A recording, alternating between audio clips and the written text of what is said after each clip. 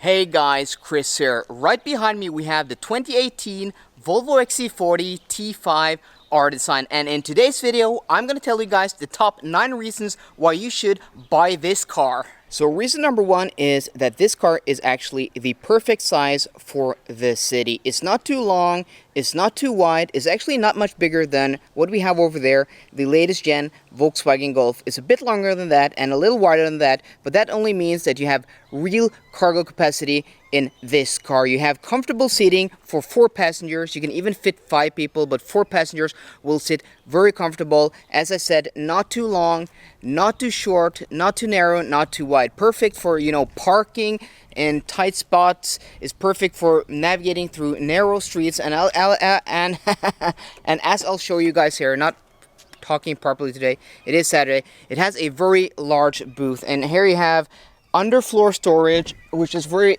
easy to make into a flat storage, and when you fold the rear seats you have this vast cargo capacity. And then you also have the rear seats, which are very big for being a small car. A 6-footer has no problem sitting behind a 6-footer in this car. And here you can see we have a child seat for 0 to 1 year old children will fit here, and this seat is set to the position of, so we have room for a child seat there, and if we open up here you still have a lot of room to sit.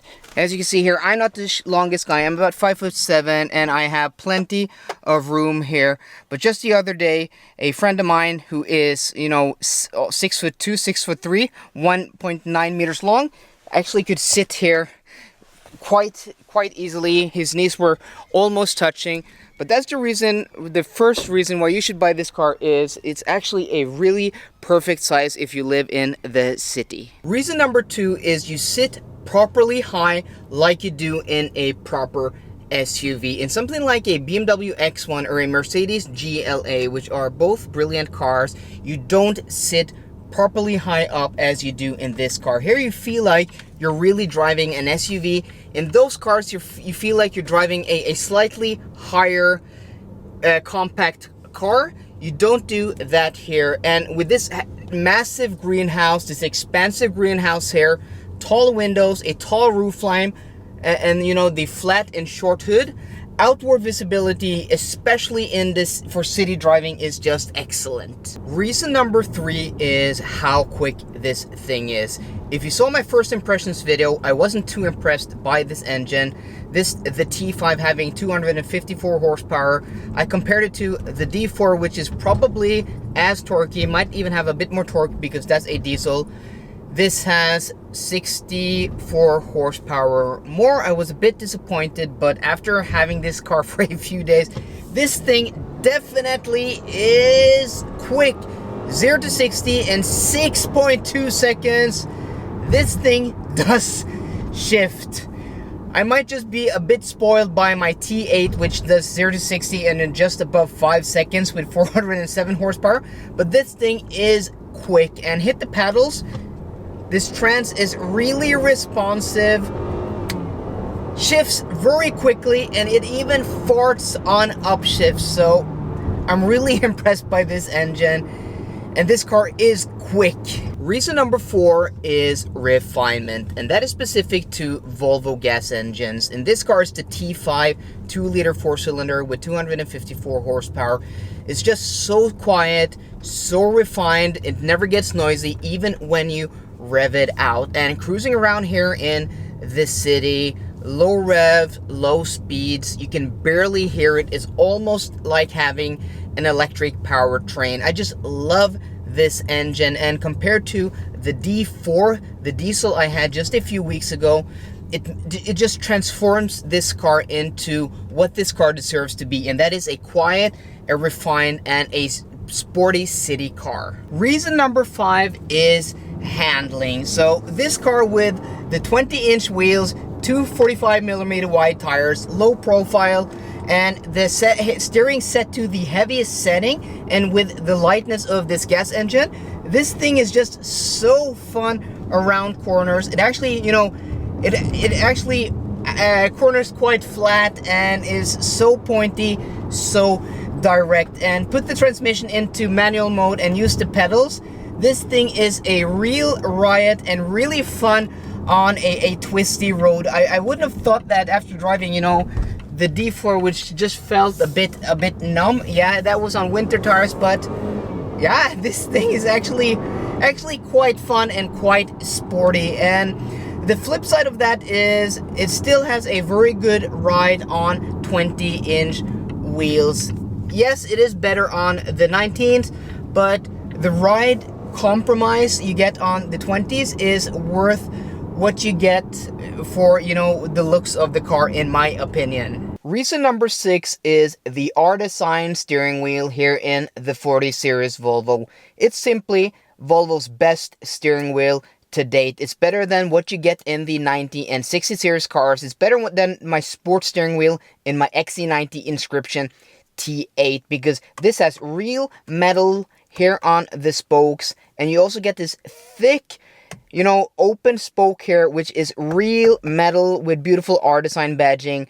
And I'm just really impressed by this, because the metal looking trim on my 90 series steering wheel is actually plastic. This is real metal, and the middle spoke down there, which is also open, is of glossy black plastic, but it's still of plastic. The airbag cover is the same material, but this being, you know, a subcompact car, you can't fault it for having, you know, a soft touch plastic steering wheel. The pedals are the same as you get on the 90 series and the 60 series cars, but I'm just really impressed by this steering wheel and hope Volvo make a similar steering wheel for the 90 series cars. Reason number 7 for buying this car is its practical interior. Yes, this is a subcompact luxury SUV, not the biggest car, but it is super practical. Look at these large door bins. Usually you have bass speakers here, but this has the Harman & Kardon sound system, and Volvo have put a subwoofer in the dashboard instead, freeing up all this space. I mean, this is larger than what I have on my XC90. You can even store down here inside the grab handle, and then beneath the driver's seat you also have this storage room here where you can put, you know, a tablet or something like that. You also have storage here on the side of the transmission tunnel. Inside on the center console you have this large storage bin, which is really deep. You can see how my hand is, you know, just falling inside there, or, you know, disappearing there. You also have a wireless charging port there. You have 2 cup holders, though not the best. They are very shallow, so they won't hold a bottle of drinks, like a half-liter bottle, but they will hold, you know, cans very nicely, and also coffee cups. You have this, which is the trash bin, and I actually have trash inside there, which you can remove to empty also. Very practical. And then you have this large, I'm not doing that properly, and then you have this large deep center storage here beneath the armrest. And then you also have a quite large glove box here, where there I have, you know, a Pepsi Max, a bottle. I'll just show you that this bottle will just fly around and flop around. If you have it here and then you break, it will fall forward, just so not very good cup holders in that regard. And then you have here for, you know, your instruction manual and all your vehicle documents. So just a very practical front cabin. And then also the rear cabin is just as practical. You have large door bins, and here you can see we have a bass speaker, but still we have door bins in the rear. Not all cars offer that in this class. And then you also have storage here inside the grab handle. Ignore the trash there on the floor. And then you also have actually storage here on side of the seats, and then you have map pockets here on the seat backs. And let's see if we have even more storage here in the center armrest. No, but we do have cup holders. So just very practical. And then the trunk, of course, as I showed you in the beginning of the video, has this very practical floor, which you can fold like that and gives you a lot of underfloor storage. This is just huge, this thing here. And then you have more pockets here.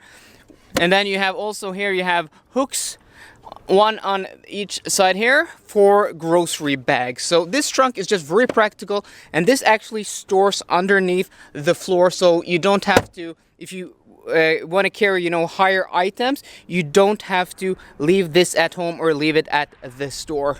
Reason number 8 is that in the XC40, you actually get the same tech you do in Volvo's flagship, the XC90, and that's just plain impressive. Starting off here with the 12.1-inch digital gauge cluster with map viewings in the middle, speedometer on the left, tachometer on the right, and then you have a few themes to just change up the colors and the look of it. And then you have Volvo's 9.3-inch senseless infotainment system with, maps, you have apps, you have everything, and this large tablet style, infotainment system is just very impressive in this small car. And then up here you have Volvo's IntelliSafe. So up here lives radar guided cruise control, pilot assist 2, semi-autonomous driving. It has automatic emergency braking for pedestrians, for cyclists, large animals, and cars. And this even has, collision mitigation. So if you're driving down the road and a car, just stops in front of you, this car will actually swerve around the car to avoid a collision. And that's just very impressive that you get that in, Volvo's smallest vehicle. Reason number 9, and the last reason for getting this, the 2018 Volvo XC40 T5 R-Design, is just the way it looks, especially here in R-Design trim with these gorgeous 20-inch wheels and this white pearl metallic paint with the contrasting black roof. This thing just looks mean and menacing. It's the best looking subcompact luxury SUV in my opinion, and also the interior is just brilliant. So guys, I hope you liked today's video. If you did, please drop me a thumbs up down below. Have I missed any reasons? Are there any reasons you would buy this that I haven't mentioned? If so, leave it in the comments down below. And for more car content, as always guys, please subscribe. See you guys later and goodbye.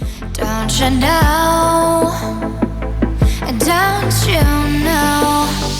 I fell for fools gold. I fell for fools gold. What did I know? What did I know?